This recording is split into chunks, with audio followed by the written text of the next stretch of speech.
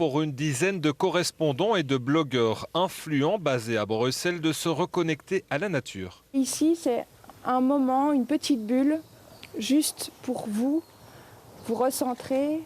Exercice de respiration, marche pieds nus, la pratique du bain de forêt vient d'Asie. Delphine Caudron est sylvothérapeute. Elle défend l'idée que les arbres apportent du bien-être physique et mental grâce à leur énergie, des arbres aux multiples vertus. J'ai montré le moyen qu'utilisent les arbres pour communiquer entre eux.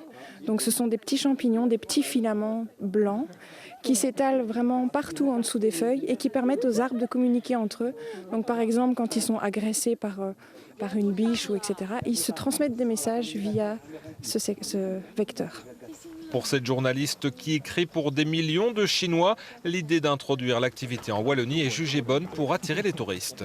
À Paris, c'est toujours une ville très moderne, ça peut-être ressemble beaucoup à Shanghai, à Pékin, mais ici c'est la nature, tout à fait nature, c'est 100%, donc je crois peut-être les Chinois aiment bien ici. Mais problème, la Belgique reste méconnue de par sa taille. Évidemment, c'est un quartier pour les Chinois. On dit que la Belgique, c'est à peu près un tiers de la plus petite province de la Chine.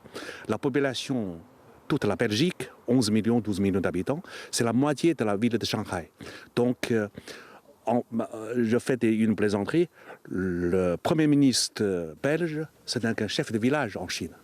D'où l'importance de cette opération de communication, même si le travail de l'opérateur touristique wallon commence à porter ses fruits. On a une augmentation de 13% du nombre de nuitées de Chinois en Wallonie entre 2018 et 2019, donc on peut dire que la Wallonie commence à être connue en Chine. Tenville est la première commune belge à proposer ces bains de forêt, 1h30 de promenade qui se termine toujours par une séance de câlins. En football.